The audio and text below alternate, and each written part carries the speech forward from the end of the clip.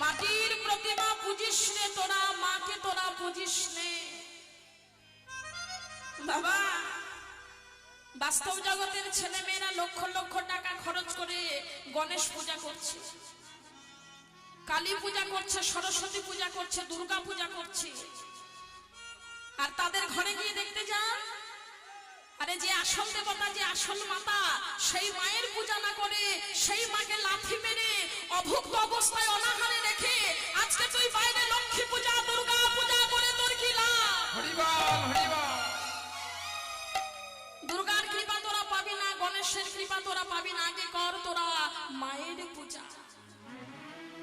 অভাগিনী মাকে তোমরা কেউ কষ্ট দিও না, মা বিনে সন্তানের ব্যথা কেউ তো বোঝে না।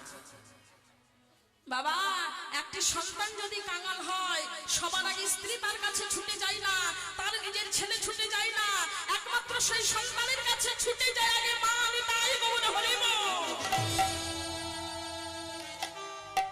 বাবা, স্ত্রীকে সুখী করতে গিয়ে আমরা পিতা মাতাকে ভুলে যাই, কিন্তু স্ত্রী স্বামীর দুঃখে দুঃখী নয়, তার জীবন অভাব অনটনে নেই, সে আপনাকে ছেড়ে চলে যাবে।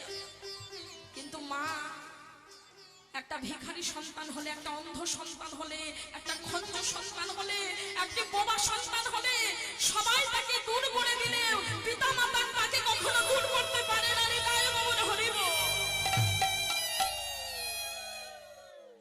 রাম একবার হৃদয় হারি বাবা, একবার আমার হৃদয় হারি বাবা।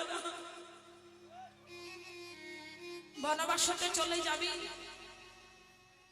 যাওয়ার পূর্বে আমার হস্তের এক বাটি দুগ্ধ তুই পান করে যা। কৌশল্যা মাতা গরম দুগ্ধ কাঁসার বাটিতে এনে যেই রামকে দিয়েছে, আর রাম যেই পান করতে যাবে, ক্রোধান্বিত হয়ে কোথায় ছিল কৈকেয়ী মাতা, বদন সম্মুখ থেকে দুধের বাটিটি ফেলে দিল না।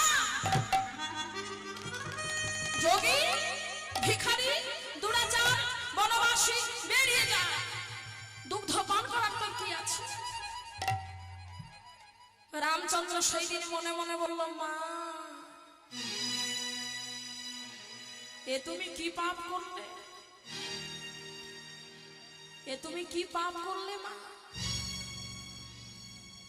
আগত জন্মে তুমি আসল পুত্র রূপে আমায় গর্ভে ধরবে বটে, জন্মও দেবে, কিন্তু এই পাপের ফলে, অপরাধের ফলে আমার বদলে তুমি মা ডাক শুনতে পাবে না, আর তোমার ওই বক্ষের স্তন আমি এক বিন্দু পান করব না, এক বিন্দু পান করব না।